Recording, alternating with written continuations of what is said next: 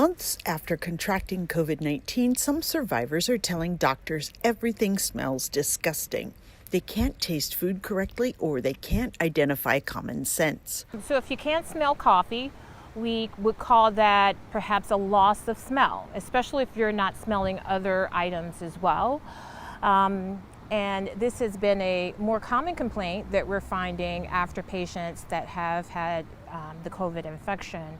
Ninka Schofield, MD, who's an associate professor and ear, nose, and throat specialist at OSU Wexner Medical Center, says she's seeing a range of problems. Most people that are coming in are actually complaining of a decreased sense of smell or loss of smell. That's what I'm seeing most commonly in my practice. The other problem that I'm finding is phantasmia, which is, why do I smell smoke?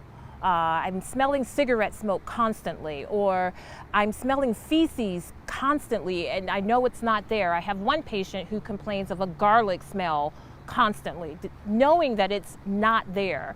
So I would probably say those are the things that I'm seeing most often. Unfortunately, treatment options are pretty limited for people who experience smell loss.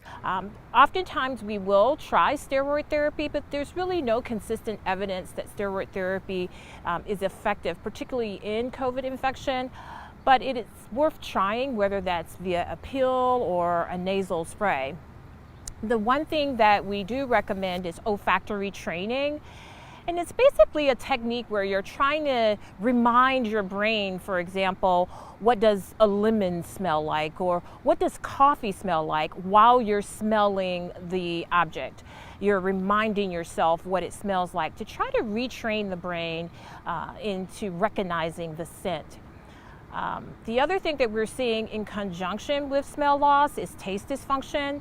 In order for you to appreciate the flavor of food, you have to be able to smell.